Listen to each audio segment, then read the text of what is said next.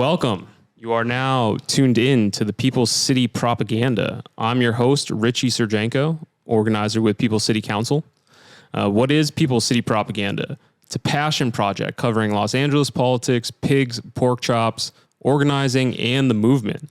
And today I'm joined by representatives from the Debt Collective, Dr. Richelle Brooks, Manny Galindo, and Sparky Abraham. Welcome, y'all.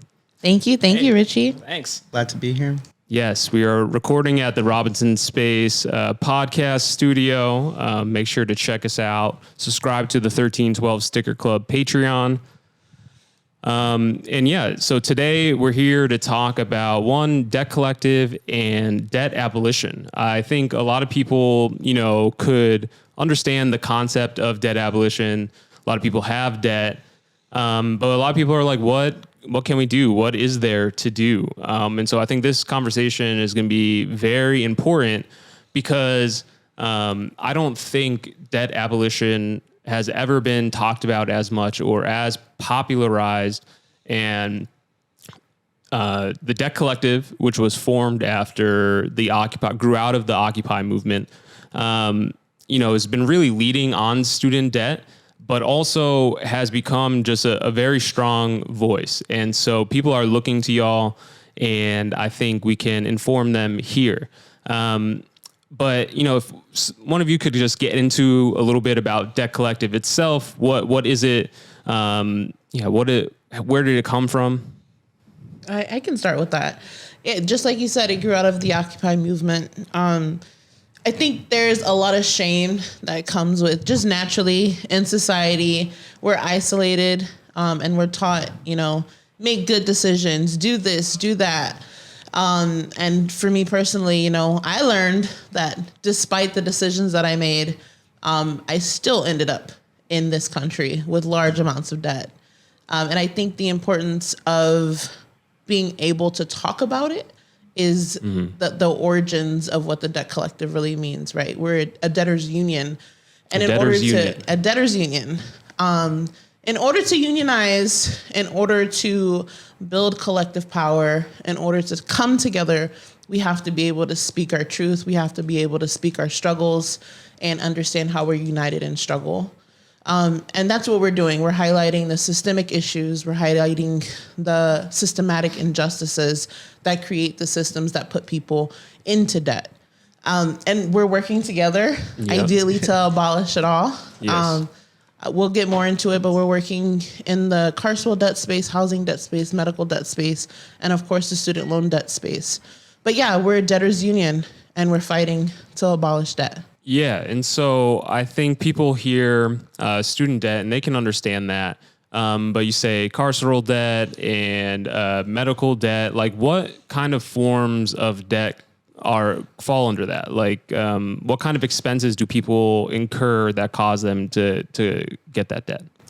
Surprisingly, significantly a lot. I think a lot of people aren't aware of how debt connects people, especially in the carceral space. I actually always tell people that if you want to look at what's important for upward mobility in this country, look at what's denied to a person once they have a criminal conviction, right? They're denied access to housing, education, employment, and everything else in between. And I think experts claim that there's like over 44,000 legal barriers to an individual's reentry, right? So there's already laws that deny people access to everything that would allow them to advance themselves after their incarceration. But it's really hard to talk about this without really getting into the nitty gritty of the historical context of how police. We can do. Yeah. I mean, we need to, people need to understand exactly what the struggle looks like, and it's impacting a lot of us, and it kind of needs to be described, and the language needs to be formed for people to be like, oh, okay, yeah, that's happening to me, or that's happening to my cousin, or. Yeah, well, the thing is, a lot of people don't need to understand that the entire creation of our country was in and of itself a capitalistic endeavor, and it was entirely funded by a group of people who thought they were better than others and used another group of people as a way to create wealth for themselves. And instead of removing ourselves from that system, we keep evolving it over time. And that's an oversimplification of how we've gotten to our current day mass incarceration system, but it all stems and is derived from systems of oppression. Slavery. Yeah. Name it. Yeah, no, say it. Slavery. Right. It just, it's some people will say it's slavery by another form, by another name, whatever you want to call it, but it is what it is. That's how the system works. It's how they control us. This country requires people to be in a bad situation in order for financial entities to continue to create money. Our incarceration system is no different. A lot of people believe that our entire incarceration is government run, government funded, and government operated, but don't understand how government has created contracts with third parties specifically to create financial incentives for corporations to take over spaces that they themselves don't want to fund. And as our economy goes up and down, so too do those contracts.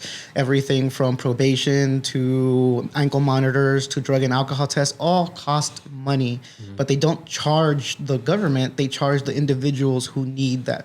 And when you actually look at the historical trends of who's being incarcerated, you'll look that it's predominantly low-income people of color for poverty-related crimes. Right. So people who have no real access to health, no real access to food, and they're denied every form of upward mobility, where do they turn to? And that's when the underground economies start to pop up. But the problem is you can't tax an underground economy. So our capitalistic endeavors make it so that there's laws denying people to make any kind of wealth if it's not done through their system. And so what you notice is that the people who tend to have power in the underground economies tend to be people of color. And it's because they have no real choice but to go down these routes. Some people will argue left and right, oh, they always have a choice. Everyone always has a choice. Well, when you're denied the means to live, what other route do you take? Yeah. Right. And so when you start to ask yourself, what is carceral debt? You can look at every single stage in a person's involvement with the criminal legal system. They incur some sort of cost, right? So they look at pretrial. Before you've even been incarcerated, someone will be like, okay, well, we're going to say that you're accused of a crime.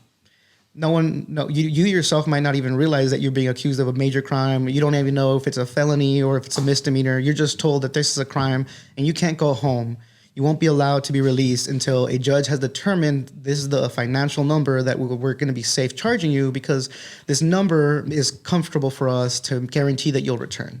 What the problem is, it creates a two-tier system. I mean, look what happened with Trump, right? They gave him a $200,000 bail and he was out within 20 minutes. Yeah. For him, it's chump change. But for the average American, they don't have the ability to actually have that money. I think and people are sitting in Fulton County Jail. It's like 85% black people. They're sitting there pre-trial. Yeah. Like and someone, sorry, this is a little tangent, but the conditions in that jail related to Trump, someone was eaten alive by bugs, and so.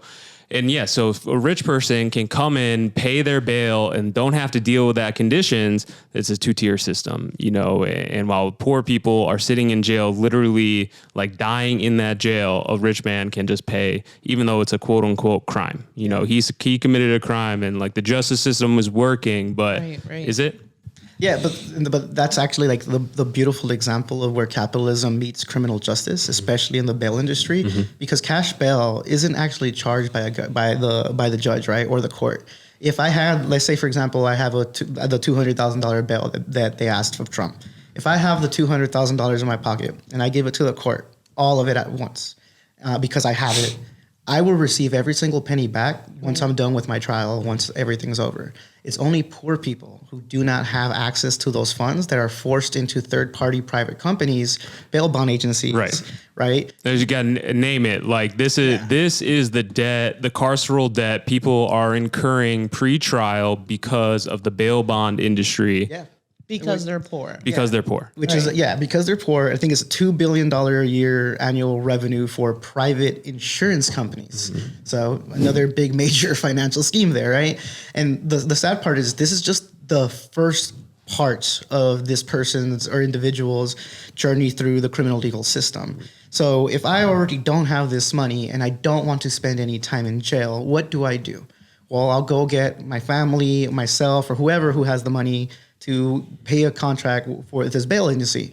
Then I fall into a myriad of different consumer laws that protect, to a certain extent, the bail agencies in terms of how they're able to collect that money, what power they have over my person, and everything else in between. And that's just to start. So if I'm already being asked for, let's say, I think the national average is around $5,000 that they charge in bail. If I'm being asked for $5,000, the Federal Reserve claims that the average individual in this country has no more than $400 to their name. Already, before I'm even asked to get an attorney, I have already been told that I'm already exceeding my financial limits, right? And this is where the bullshit of like, oh, you make bad decisions and that's why you're here. But if anyone who was born and raised in LA or in any urban environment will know that police target individuals, right? Racial profiling is a significant thing in our community. I think LA had a big thing with the gang injunction files where if you were simply four people or three or more people, four people or more in a specific neighborhood, that police were like, oh, there's gang relations. If they got your name, congratulations, you're entered into this database that you have no ability to get off of no matter how much proof you give. But it'll automatically put you, when the second you get involved in any criminal legal case, kids, babies ended up on that list just for simply living in that neighborhood. So that's just pre-trial, right? And then what most people don't know is that the attorneys that you're supposed to be given, well, there's a fee associated with asking for a public defender, which is supposed to be a free attorney for individuals who can't afford it. So if you want, but you look at the caseload in Los Angeles, for example, for a public defender. So I'm not trying to, be on people who are actually trying to help people, but the unfortunate reality is that public defenders are overworked in this system, and so they're unable to fully really commit to every individual. I don't want to blame them for that. It's just really the way the system. Well, meanwhile, the city is giving LAPD $1 billion raise over the next 4 years, 15% raises for recruits, and the public defender's office is wildly underfunded, and they can't support people that need that legal support. Yeah, so people will go into credit card debt right off the bat to like, okay, I need a better attorney who's only focused on me. Right, that includes that can be anywhere from a few hundred to a couple $1,000s just to get them to be like, yes, we'll represent you. Not necessarily for them to even like agree to do the litigation for you or to go to court for you, just to sign them off and get their basic understanding and knowledge of the case. And so then the individual then have to decide, right? Do I pay this money or do I choose to feed my children, right? I think the biggest problem that people have with the incarceration system is they tend to remove the individual from the family unit because of their incarceration, right? We forget that every person who's incarcerated is related to someone else, right? They have children, they have brothers, sisters, aunts, cousins, whatever. They're a community to someone. And so when you start to remove these people, their families now have to go into this debt. And if you're incarcerated, there's no way for you to pay for it yourself. So your family's forced to take on some of this cost, right? So what you're going to find out is that statistically, a large part of our court cases end before they've even gone to trial because the judges will offer a plea pardon, right? Like, okay, well, you know what? We don't want to actually take the time to take every single individual to trial. So we're going to offer you this lower charge, and you agree to it right now, and you get to go home. But now this person, because they've agreed to that plea deal, has a myriad of laws that now deny them access to everything else in there for the rest of their lives, right? Even with expungements, even with background checks, that stuff still comes up and still harms your ability to move forward. Right. And so if they choose to go to trial, they'll also incur all these other fees. And now because of the fact that we've been underfunding courts, underfunding public assets, you see the courts themselves starting to create like junk fees the way you see on a Ticketmaster for when you try to go to a concert. Well, there's a ton of junk fees that the courts will count, like a court construction fee, because they need money to obviously fix the courts up themselves, or there'll be something like a civil assessment fee. I think we've lowered that in California, but it still exists, right? That simply for not having to ask for a payment plan, there's now an additional charge because of the fact that you couldn't afford the money to begin with. Yeah. Because someone has to do the math for you, there's now an additional charge. So all in all, just the journey from pre-trial to trial to at that point, you've already incurred thousands of dollars worth of debt. And you haven't been found guilty yet. And you haven't been found guilty. And then say you are found guilty and they're telling you, okay, well, you have all this debt that you accrued during this portion. None of the time that you spend in jail will count towards your sentence. And now you have, let's say, 5 years that you have to do because of your crime. Well, the average individual who's incarcerated will make no more than 8 to 81 cents on the hour. So there's no way that they can work while they're incarcerated to even afford their own incarceration. And depending on the charges, sometimes restitution, sometimes direct fixed restitution, there's interest rates associated with this. So in essence, you are accruing more and more debt because of your incarceration and because of your journey through the criminal legal system that you'll inevitably never be able to pay off. And then once you're done with your sentence, you think, okay, I'm done, right? But no, they'll tell you, okay, well, you get to go, but now you're going to spend a year on probation, or we're going to have you have ankle monitor. And then during that year, you have to report yourself to this office that may not be in your community, may not be in your neighborhood. So there's a cost associated just to the travel portion of it, right? And then there's laws that say that you can't serve your time in an area that you didn't commit the crime in. So if you're on probation, you can't leave to your home. Let's say you're not even from California, but you committed a crime here. You can't go home. You have to stay here until your probation is over. So you're by yourself, right? You're removed from your family, the people who are supposed to be helping you through this system. And ultimately, you create tension in the family unit because money is a big problem for majority of these communities to begin with. In fact, most people end up in this situation for lack of money, and then we charge them a ton of money while they're incarcerated with all this interest rate. So by the time they're out, they've already exceeded most people have already exceeded all their family and familial contacts, friends. And so there's very little support for these individuals once they're released. And so you ask yourself, how is this system designed to be fair? It's not. It never was. No, of course. Of course, it's not. The system is working as intended, perfectly as intended. The right people are profiting. So let's bring it back to the organizing perspective. You know, what is Debt Collective doing in regards to these kind of debts, and what kind of action can people take if they've experienced personally or a family member, the things that you were just talking about? You know, what can people do, and how is Debt Collective organizing around this issue? To be honest, the answer is organizing. You're going to find that when it comes to some of these private debts like credit cards, a debt strike is possible because denying the payment is your solution to the problem, but there aren't any repercussions in terms of like your life, your freedom. Where carceral debt, depending on who owns it, right, and a large portion of it is owed to government. Those types of debts can ultimately end up people incarcerated, though. But there are situations where jail solidarity ultimately can lead to specific solutions, right? If every single individual who is currently waiting pretrial decided, I want to go to trial, I need a trial to my jury, we can ultimately see a situation where, if done with significant amount of people, with every single person aligned and in unison with their communities, where we could ultimately ruin the court system in a way that proves that this doesn't work and could demand significant change or abolition of the system altogether. That's just one example, however. For example, restitution right now, the best you can do is go ask the judge, hey, can you lower the restitution? Odds are they won't. They won't. It's just, it's not in their interest to spend time telling you, okay, yeah, we're going to reduce the amount that you owe these people. So they just won't do it. So in that situation, what options do you have? If you can't go to a third party and be like, hey, I need help paying this off, most people go into credit card debt. But in that situation, organizing and demanding rights, if every single individual who owned restitution were to come together and organize together and demand real reform because we want to ultimately see everyone advance, then we start to see real progress, right?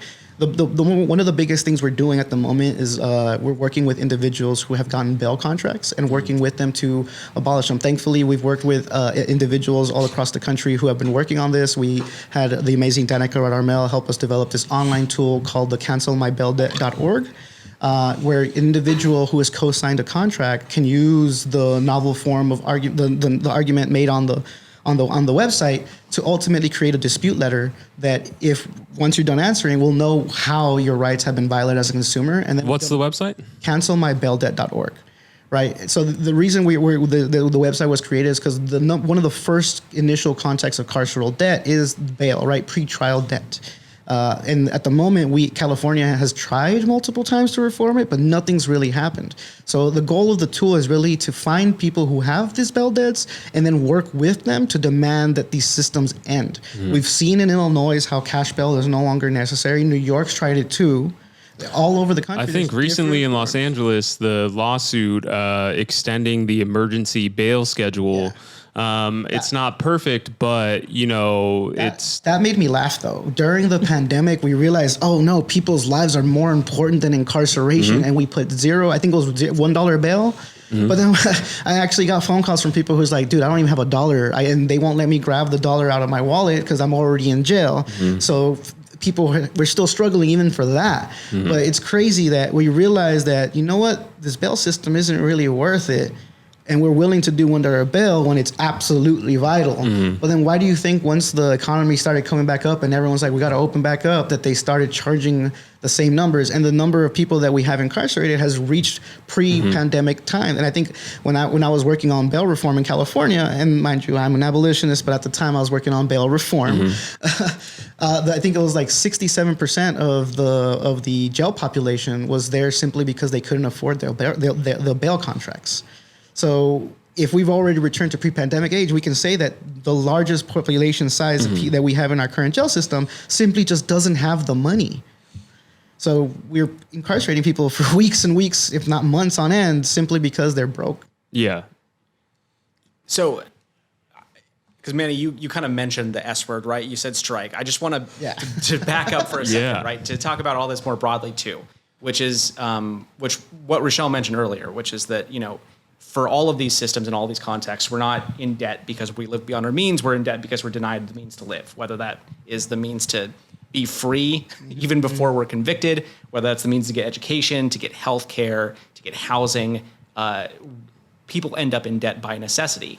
And the idea of a debtors union, the idea of the debt collective, is that we as debtors are in a very similar position as workers to their boss, or as tenants to their landlord, which is there's a lot of us. Yeah.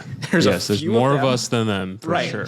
And we, in fact, constitute their entire asset. We're their entire business. They need our payments to exist. That's all it is. And so applying that logic is kind of how we get to the idea of things like direct action or a debt strike as a debtors union. But the other point that I just want to make sure to bring in here is that debt, I think sometimes people get this idea that it's like some separate thing outside of the political sphere, right? There's some economic thing, which is debt, and we can't really touch that with politics. We just kind of argue around the fringes. And I think that's totally wrong, right? Like what debt is, what it means to be in debt is completely structured by the legal system and the political system that surrounds it. If you are in debt, if somebody says, okay, you have to pay me X number of dollars, why do you have to pay them X number of dollars? That's because they can go to the civil legal system, to the court system, and get a judgment from a judge, and then the sheriff will come and enforce that judgment against you, right? It's still the exercise of state power. Right. That's at the bottom of the debt. And all of the rules that we set as a society around how our court systems work and what the rules of those are and what the sheriff can do and can't do and what our elected officials are going to sign off on or what they can pass, right? Like, it's all political questions that actually constitute what it means to even be an obligation, what it means to be a debt. And so that's really, I think, like the bottom floor underlying organizing strategy beneath all of these things, where in some contexts in carceral debt, you might have strategies of going after the bail companies, going after the bail insurance, looking at abolishing bail as a concept, going after restitution, going after any of these things.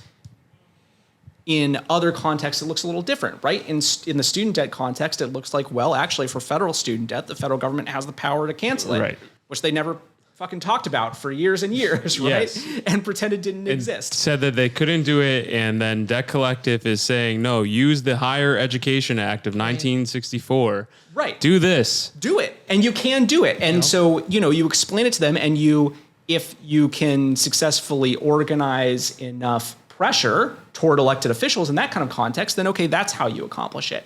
Versus housing debt, right? Like housing looks a little different, and a lot of the work that we're doing in housing, particularly in California, is around the fact that people who are getting evicted often end up getting evicted because they don't answer their eviction action, because it's a difficult thing to do that people think you need a lawyer, and oftentimes you do, and it's tough and complicated and bureaucratic. And so we made a tool that allows people to answer their eviction filing. That increases costs for landlords, which then makes it harder for them to evict people. So you know, I think it's tough. It's sometimes tough to talk about all this stuff as a whole because the tactics look different depending on the dynamics of what we're talking about. But at the bottom, it's all about how we can harness the power of people, of organizing debtors, in order to actually exert some leverage and exercise some power within these systems that we have been trapped in without our consent. Absolutely. And I think a perfect example of that is what happened here in Los Angeles in 2020. It wasn't, a huge significant win, that has been broadly recognized. But for those of us here in Los Angeles that actually did go on rent strike in March 2020, wherein I was like, oh, I only have $1,000 in my bank account. I don't have a job right now. And they expect me to choose either like everything is shut down, like nothing is happening at the end of March of 2020. And the tenants union had been organizing and said, no, don't pay your rent. Don't do it. And we're going to organize around a rent strike. And lots of people in Los Angeles, tenants union saved a lot of people in Los Angeles. And I think it amounted to, it was a whole thing where the landlords eventually were the ones that got the money from the government, but it was something, $5 billion, either in Los Angeles or California as a whole, that renters were able to have their prior rent debt, wiped off. And it's because the tenants union had been organizing and said, don't pay this rent. You shouldn't have to choose between groceries and your rent. And that was a huge victory. And it hasn't been, broadly discussed because, why would corporate media want to say, hey, a bunch of renters got together and saved billions of dollars and because they went on rent strike.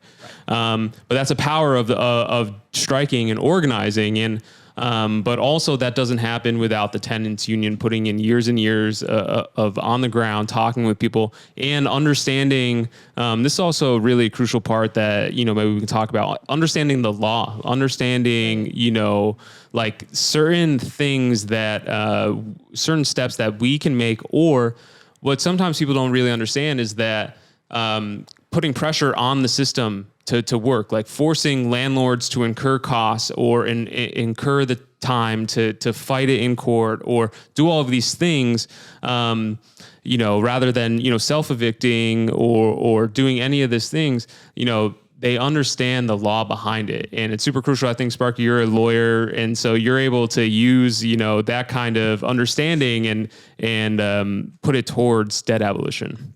Yeah, that's right. And I think that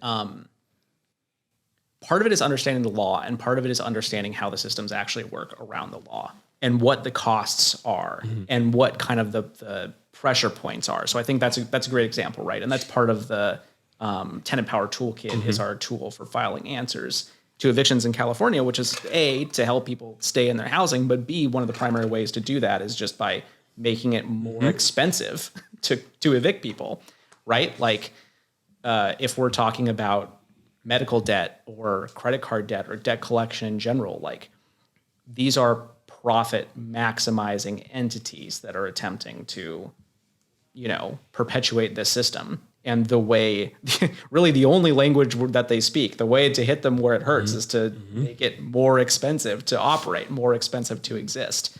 And so that's where, knowledge of the law does come in handy, and finding sort of, tricks or areas where you can use to apply some pressure within the legal context. Like, that's super helpful. That works. But there are a million other ways that you can also apply pressure and impose costs. Yeah. Whether those are, digging up dirt and exposing stuff, whether it's getting investors or getting donors or whoever for whatever organization to pull out, if you've got a predatory nonprofit hospital, which a lot of non-hospitals behave really like predators when it comes to their medical debt. They've got a board of trustees or whoever. Like the IRS should be caring about what they're doing. There are all sorts of levers out there, and a lot of what we're always trying to do is, okay, find those levers, figure out how to pull them, and sabotage something. Go sabotage something like they're doing in Atlanta. That's just an example. I mean, I think one of the most beautiful things that someone pointed out to me is that if you look at the '08 market crash that happened, right, that led to the Occupy movement, what it really told a lot of the individuals in our country was that all these financial systems that we've thought for years are like amazing and do good stuff, or at least by the capitalistic like ideology, that they're actually really just being held up by tiny little thin strings. And if you stress it just enough, right, you can break it. And I think that's kind of the ultimate goal is we, instead of letting them use their financialization of all public goods, let's flip the script and use the fact that we are their assets as a way to organize, create this union, and then ruin those systems, right? Because they don't work for us. So the idea there is if we break these systems and prove that they're not usable and not helpful to the community, and then replace them with stuff that actually breeds community and breeds love and care for all, we can finally start to achieve a better society that we've always dreamed of, but financialization won't allow. Yeah, absolutely. And I think like to name this for people listening, like it's important to come at this from an abolitionist mindset, because all of these things are connected. And then we're talking about evictions. Who's going to enforce these evictions? It's going to be the sheriffs, and the sheriffs have deputy gangs in them, and they control the neighborhoods. And they're getting budget increases. They're extorting the people, and that's where our investment is going. And like we were talking about carceral debt, that is, and so how all of those things work together to uphold capital, right? Like this is all these things functioning, as you say, like we saw that we can break it, right? It can be broken. And we just have to take advantage of the opportunity. But it's important to witness how all of these things work together, the state and capital working hand in hand. And we also, to touch on student debt, if you all could, talk about what the debt collective has seemingly really risen over the last few years in response to student debt. And it's because new targets are created, you guys are on top of things all the time. And so, how do these kind of creative campaigns come about, and how do targets get formed, and just a little bit of the process behind that? Because I think people need to understand, this is possible. Like, we need to organize, but what can we do? What should we be looking at? I think is something that, people should be made aware of. Well, I think first and foremost, we have to understand what the issue is for the borrower themselves. I do a lot of talking about my personal experience and taking out student loans to go to school so that I could support my family. And we know that reform doesn't work for the most vulnerable borrowers, Black women, right? If we reform the system, in like what's happening now, right?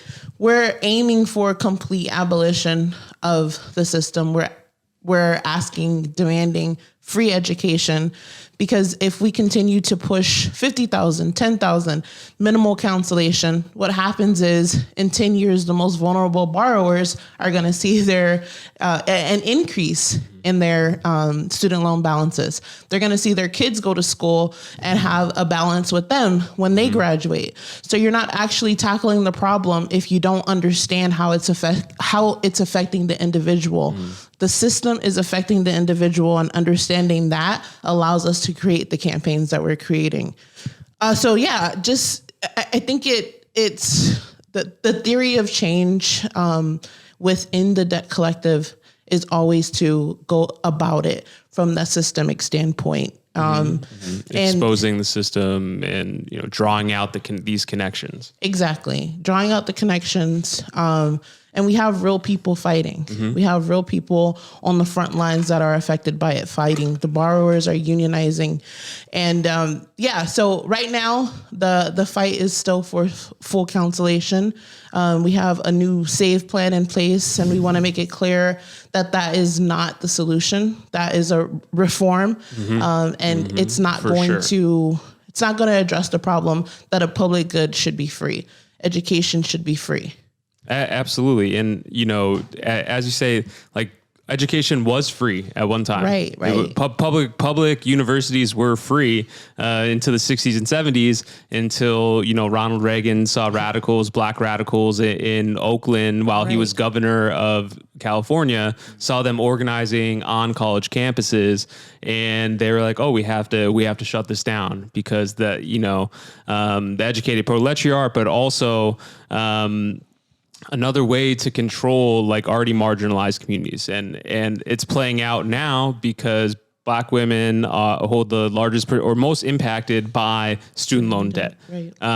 And so the system working perfectly as intended, right? And yeah, just everything goes back to Reagan. Yeah. With some lobbying help from Sally Mae on that one. Yeah. Too. Right. Sally Mae also got their debts forgiven by the government in 2008. They did. So yeah, that's right. Yeah, I mean, I think that one kind of story that's illustrative for the student debt stuff is, and this kind of shows how long of a fight this has been and can be, right? So in 2000, was it 14 or 15 was the beginning of the Corinthian strike? So the Corinthian colleges is this massive nationwide network of for-profit colleges, which was engaged in all kinds of, it was the mid 2000s were just sort of like the heyday for private equity backed for-profit colleges, getting people in, churning them through, using high pressure sales tactics, just maximizing enrollment with providing basically nothing to students. And at the Corinthian colleges, there was a group of students who ended up organizing themselves and then ended up in touch and organizing with the debt collective, who decided that, their college had defrauded and lied to them and that they weren't going to pay back the loans from this college. Like they shouldn't have had to pay for education in the first place, right. But like the federal government shouldn't have been backing this college with federal loans. It wasn't very many people, right? It was like 15 people at the beginning.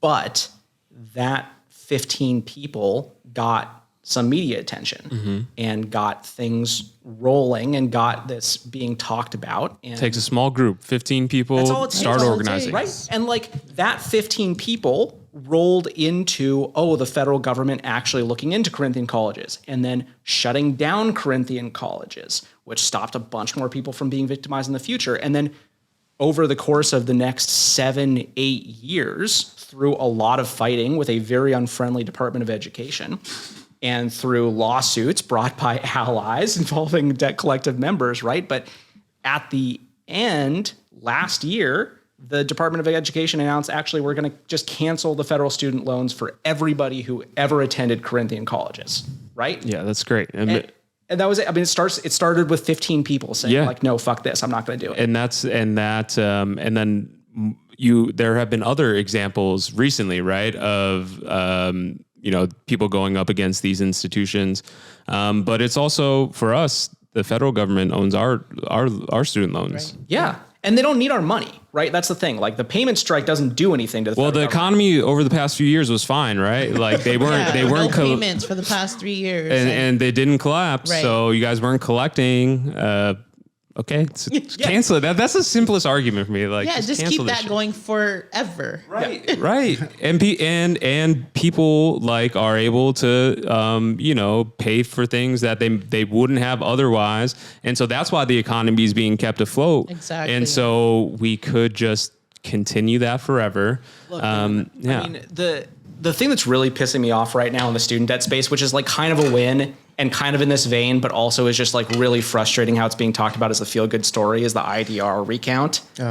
What is the IDR recount? So what is IDR? IDR is income-driven repayment. Okay. And it's been around for a while, right? We got all these income-based repayment plans. You got like pay, repay, save now. You got income-based, income contingent, whatever. It's very confusing for no reason.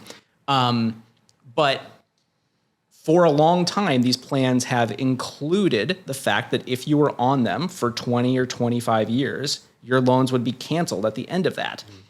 But nobody was tracking the payments. Nobody was actually counting or keeping track of how long people had been on these So no one in plans. the Department of Education was Department of Education, servicers, no one had a count. okay. That's good. That seems like a wildly efficient use of government. And they weren't like telling people that this was a thing or that you had to be in these plans or that you could be in these plans. And so the servicers that they hire, these third-party for-profit companies that are the ones you actually talk to about your student loans, weren't telling people this, or were steering them to other plans, or were putting them in forbearance when they could have been on income-based repayment.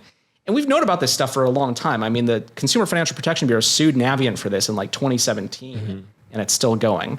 But, you know, one of the things that pressure has forced the administration now to do is to do this big recount and say, okay, you know what?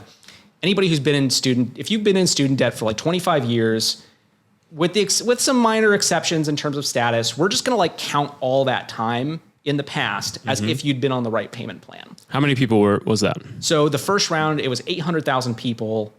Like just like last month, got an email that said, "Okay, we're canceling." 800,000 people got their balances wiped out. Right, no matter how big they were. Right? Would that have happened 10 years ago? Absolutely not. No. It wouldn't even have been on the table. I mean, people weren't even paying attention. It hasn't to been this a conversation. No. Right. And so this is so important for everyone to understand that like this is a moment to strike on student debt. But also like, God, it fucking pisses me off how they use it as like a feel-good story. Yeah. As like, look, we're doing this great thing for all these people, many of whom are in their 70s and 80s, have been suffering for 30 or 40 years with student debt that never should have existed hanging around their necks. And now it's like, hey, like, give us a pat on the back for canceling Why this. don't feel good for everyone? How about that? Like Exactly. If it isn't a big PR campaign, like I don't know what is.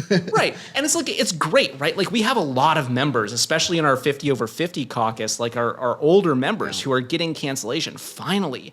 But like, God damn, they had to spend so much of their lives just yoked by this stuff for no reason. Nothing in the end. Yeah, I think we had someone in the most recent 50 over 50 who were like, oh, I wish I could retire, but these student loans are keeping me from retiring. And most recently she came back and she was like, I don't know what you guys did, but they canceled my balance. I can finally retire. I'm putting in. She literally told us she's putting in her retirement papers. So I'm like, I'm happy for her, but it sucks that she came to us in a situation where I can't ever stop working, and I think that's the reality. shittiest thing ever for humans. Like, even the whole idea of like, oh, we can retire one day doesn't exist anymore, right? Like that's it's being pitched to us from a boomer class that said go to college, get a job, work, whatever, you'll retire. They got to fucking do that. They got to own fucking houses. They get pensions. Yeah, they get pensions. Oh my God, imagine a pension. A pension, people were able to fucking buy houses. Like living in Los Angeles, I don't have any plans of owning a house. That's fine. Shit, housing is a super issue. I lived in South Central Los Angeles my entire life, Watts specifically. The apartment I lived in, I remember we started paying, I think like $675, then it went up to $975. That same apartment at this exact moment, and my parents still live there, is now worth $1,850 with zero modifications done to the property. It's ridiculous. And that's just that one tiny 2-bedroom apartment. And I've heard worse. In like a block away, I went to a tenants union just to be like, hey, what's going on? They're like, we can't afford the $2,500 they're charging us for a 2-bedroom. I'm just like, the cost of living. And then what happens to those people? They get priced out, and what happens? Right. What happens to those families? Like, and then this is how they go into debt. They go into debt. They go homeless. They're on the streets, and so that all of these things are so deeply connected. Living in Los Angeles, there are 40,000+ people living on our streets. To make this point for listeners, how the climate crisis is connected to this all. Hurricane Hillary came a few weeks ago, and Mayor Bass fucking didn't even warn or open all public buildings for shelter for the people living on the streets. 40,000 people on the streets that the government was willing to let a fucking tropical storm come and hit and without any warning. And so that's how the climate crisis is going to be treated going forward. And then so housing gets more expensive. We invest in police, more people on the streets, and then the climate crisis. Whatever, that could potentially happen in our current capitalist system where we're organizing to overcome it and burn all of this fucking shit down. Right. Yeah. I mean, you were hitting this point a little bit earlier too, but like just to draw out how exactly the same systems these are, right? Like the sheriff's department is the same entity that's going to arrest you, put you in jail, evict you, and also like come take your wages or your bank account if you get sued by your credit card company, right? Like that's that's the same entity.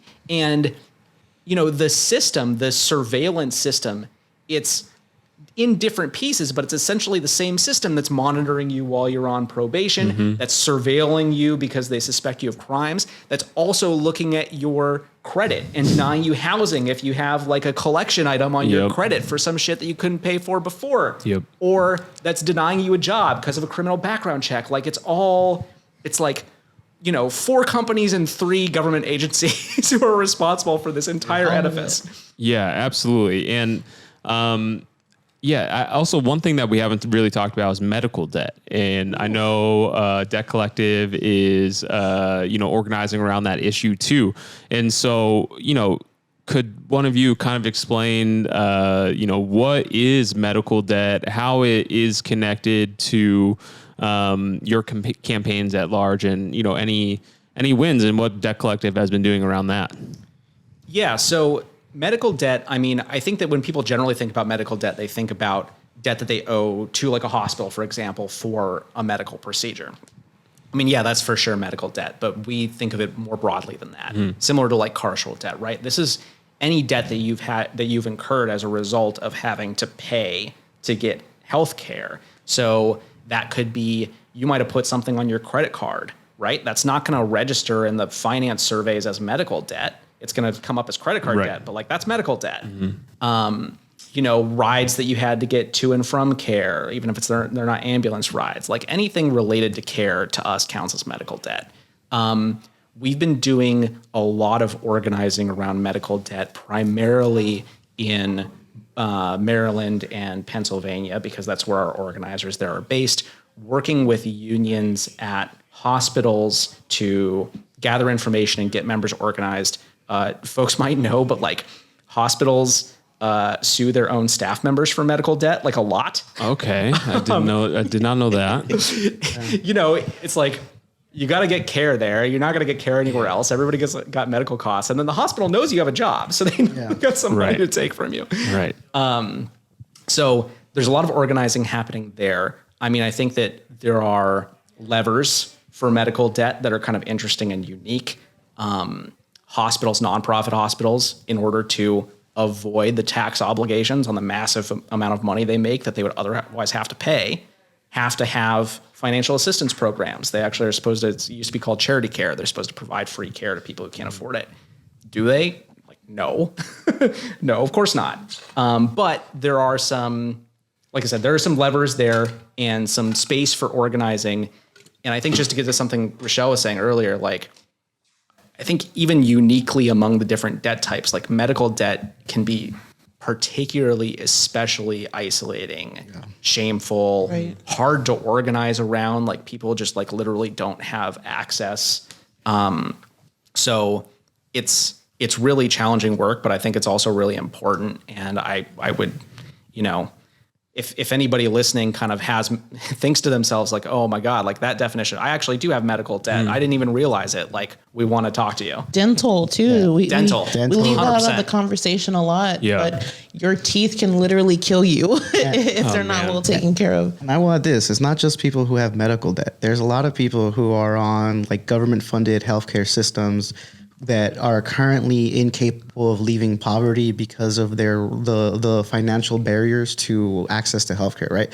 I think to the earlier point of how this all relates, a lot of medical coverage now is really tied into your employment, right? So a lot of people will purposely seek out or leave jobs that they like because their health coverage or the health insurance they're getting from their employer isn't good enough.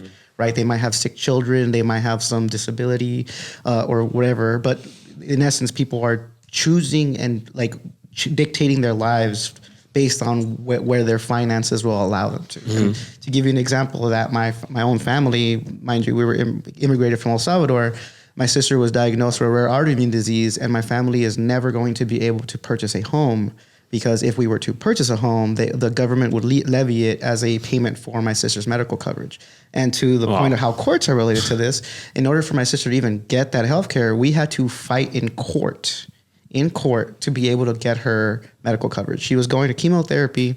A new, less invasive form of therapy had arrived, and we had to fight back and forth with the court saying that, no, this should be covered, even though the doctor was saying this is better for you long-term in terms of the side effects, in terms of how many hours you'll spend. But the insurance companies that are attached to this went to court against us saying that, well, that wasn't part of the original agreement that we had already fought in court for.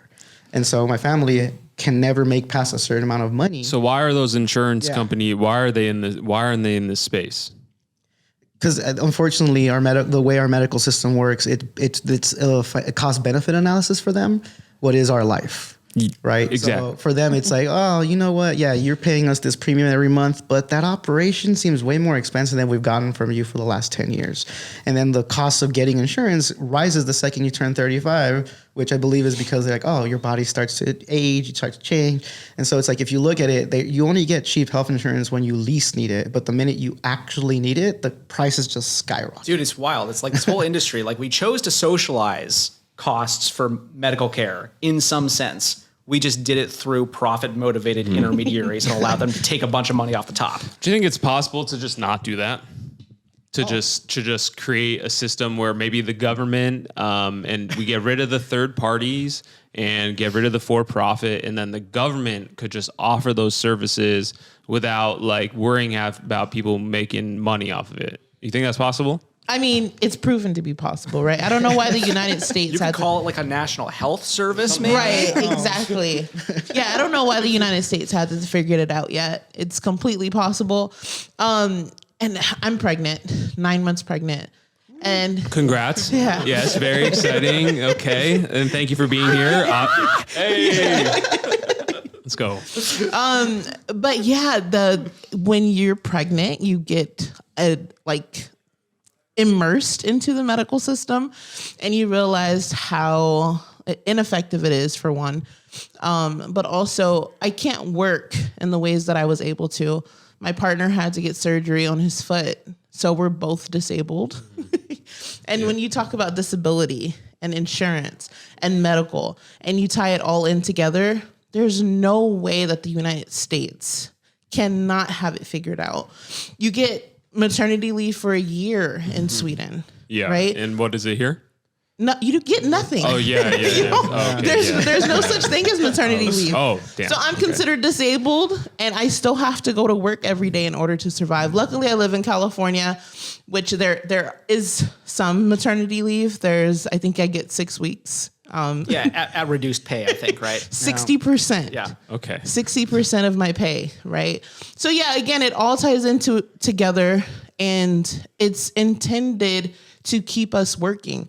I have to stay at my job. I have to keep a job in order to have insurance, in order to get medical care in the first place. That's such a dystopian concept. I have to get medical care through my productivity at work. Right. Right. It's so wild. And also like the quote unquote good healthcare is a tiered system. It's not available to everyone. And so even if you do have a job, right. And there are different levels of care that you can get just by even having that entry part of having a job. Exactly. Yeah. I mean, look, man, this is like, I feel like this is a broader point that has just become clearer and clearer to me for all of these different types of debt, is like so much of how debt operates in our lives is just a way to keep us working. Yep. Right? Yeah. It's just That's disciplining the labor force. Right. And you see that especially when you see the lawsuits trying to block student loan debt relief, and they're all companies being like, well, if this goes through, our employees might not want to work for us anymore. Oh no. It's crazy though, because how many stories do you hear of people being like, oh, you know what, this person passed away and they're already seeking a new person to fill them up within the 2 hours of finding out that they've passed. I'm like, so the companies themselves don't care as long as you keep producing for them. But once you're not capable of producing, they'll find someone else to replace you in a heartbeat. Yeah. I mean, you can see it too, just with like a thing that's at least been a little bit of news lately is these like training repayment agreements where you literally owe your employer money for training that they give Really? to you to do your job. Yeah. That's They're called traps. yes, and it just I think what you're saying is the capitalism is the problem. Sounds like a big MLM. Capitalism, the United States of wage America. labor is the biggest MLM of all. That's exactly what it is. Yeah, and so just to wrap up here, is there anything important that we should be talking about or thinking about coming up in the near future, or just organizing things that are super important right now and ways people can get involved with what's happening? We've got a member call. Is it Monday? I think the 28th. Oh, yeah, maybe. I don't know. I thought it was Tuesday, but it might be Monday. Okay. We've got a new could put member a link. call. Yeah, we've got a new member call coming up this week. Debt Collective, Yes. new member call. Debt Well, let me ask, Collective, new how many member people are in Debt Collective right now? Oh, how many? I have no idea. Yeah. Thousands. Millions. Millions. Hundreds of thousands. We've actually to got millions. billions. Billions. Okay. But this is a super important time because it's never been more popular. And I think, we have to take advantage of the moment.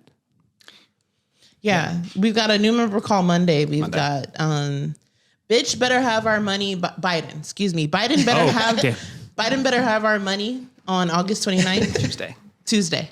Yeah. So we're going to be going into detail on a new tool that is going to be launching. Okay. We've got new tools available in the student loan debt space. We're still working to get this shit canceled, and that's what we're aiming for. We need your help. Tap in with us for the new member call Monday, or for the Biden better have our money on Tuesday. Bitch better have my money. Let's press that button. The pink one? Yeah. That one. Yeah, that's the daddy. There you go. You want to talk about it a little bit? No, I mean, I think so just a slight context here, right? Like, we have had success with these sort of tools similar to this in the past, right? So like one of the things around the for-profit space that there has always been a rule that says that if your school lies to you, you can have your federal student debt canceled. Okay. It's been there for, since like, I think that at least the Any early type 90s. of lie? Yeah, kind of. Okay. It's been there since the early 90s, but nobody had ever used it. Nobody had flagged it. The Department of Education had no way of processing it. The Debt Collective actually made an online tool to allow people to submit those claims to the Department of Education. Department of Education actually ended up basically adopting our tool as its own application. Okay. Amazing. And that's now the basis for the hundreds of thousands of people who are getting their debt canceled based on their school lying to them under the borrower defense repayment. So we have a lot of tools. That one worked very well. Some of them haven't worked as well or as directly, but I think we've got a new tool coming out that you can learn more about on Tuesday that will allow you to express yourself in a direct way to the Department of Education in a way that, if not, we're hoping we'll get some folks' debt canceled, but if it doesn't, it may at least feel good. Okay. Yeah, it'll feel good. We're also striking. That's still a tactic we have got on the table. Yep. I'm not paying. I'm a student loan debt borrower with $250,000 worth of student loan debt, and I cannot pay that. There's absolutely no way in this lifetime. Can't pay, won't pay. Can't pay, won't pay. So we are politicizing our inability to pay our student loan debt, and we are striking. Payments don't actually, there's an onboarding period or ramp period. This whole process is so convoluted. It could be so straightforward, but you don't have to pay technically for a year, right? So extend whatever you're planning to pay over the next year. Don't do that. You can do that legally. Yes. We'll talk more about that on Tuesday. But when payments are set to start, we have strategies so that you can strike and stay at zero. And also, what are these strategies? Do we have time? We've got a couple minutes. We got a couple minutes. One of the things that you can do is stay in school. I think so you can just. Yeah. One of the things you can do is stay in school. That's what I've done. I've got probably like 4 or 5 degrees now. I'm Dr. Brooks. No, but that's also why I have student loan debt, because I had to stay in school so that I can get a job that could pay the bills. But also now I stay in school at community college. You can also do income-driven repayment plan. So can you enroll like at community college, and how many credits do you have to take? I think it's 6. Okay, so you can enroll at a community college. It's like 28 bucks per unit. Yep. So it's a lot cheaper to stay in school, much more rewarding than paying Sally Mae, Biden, whoever we owe at this point, Mohila, back that $250,000. A lot cheaper for me. Absolutely. And you can push for another year. You can go back to school. You can do IDR at $0 a month. That's what I'm on. Shout out IDR. Thank you so much. And the borrower defense to repayment, the claim, if you think your school has lied to you and you want to put in a claim based on that, you can also get forbearance. What kind of lies though? Like yeah, I mean, so they fucking said that they were going to have a class and I was going to go there and take it, and they didn't have it. But they said in the program that they could worth a shot. Okay. You know, it's got the Department of Education can make kind of a judgment call on how material it is. If you go through the application, you'll see it's actually like super detailed, right? The Department of Education's actual application now, and they'll ask you about, what did the school tell you in terms of the program? What did they tell you in terms of their career enrollment? What did they tell you in terms of salary after graduation? What did they tell you in terms of the loans you were taking out? Did they use high pressure sales tactics? Like all that stuff. Mm-hmm. I mean, but whether it works or not in your particular situation, the thing that's relevant for the strike is that you can get on forbearance while they evaluate your claim, which takes them forever. I mean, under new rules, I think they're supposed to do it within 3 years. In the past, it has taken them 7 or 8 years. So just file for forbearance. Don't fucking pay. And we're saying this like, some people just can't pay, but also we're organizing. We're trying to build our collective power. And, the more people that that have student loan debt, and you say, hey, I'm in a similar situation, I'm not fucking paying. Yeah. Okay. And like, do it with me. Okay. Because there's 40 million people that have student loan debt. Yeah. And look, I mean, even if you can't not pay, if whatever your situation is, you feel like you have to make the payments to preserve the credit for whatever else or whatever, which by the way, they're not going to ding your credit for the next year anyway, but just do it for a year. You're still in this fight, right? Like the federal government doesn't need your money. The strike is about the political consciousness and the solidarity that we're building. So like, still get in with us. If you're listening to this and you're like, oh man, I can't do that. I gotta make these payments. I don't care. Come to the meeting anyway. For sure. We need to get organized. It's an important issue, and it's impacting so many people. That's how we win. When we fight, we win. And we'll be back here at Robinson Space on sometime in October around carceral debt. I remember we talked about doing a little panel around that as well. Yeah. We got a day of action. I was going to just say that if you're interested, October 18th, we're working with Debt Free Justice National Campaign and the End Feinstein Fees to host a national day of action, all in solidarity to talk about carceral debt all across the country on October 18th. So yes, and there'll be something happening in Los Angeles too, right? I think that will.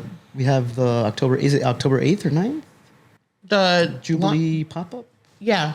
But in Leimert Park? Yes. Leimert Park, yeah. That is October 8th. October 8th in Leimert Park. Leimert Park. We've got the Debt Collective Jubilee Festival. Hey. Yeah, it's going to be a good time. Okay. Come learn about us. Come celebrate with us. Come organize with us. Abolish these debts together. Yeah, which is an act of joy, right? Like that's the idea of the Jubilee. Like we're getting free and we're having fun doing it. And absolutely. We're eating tacos. Yes. Hell yeah. Tacos, abolish this debt, fuck the police, Google LASD gangs, stop Cop City. Peace. All of that. Yeah, that's the daddy.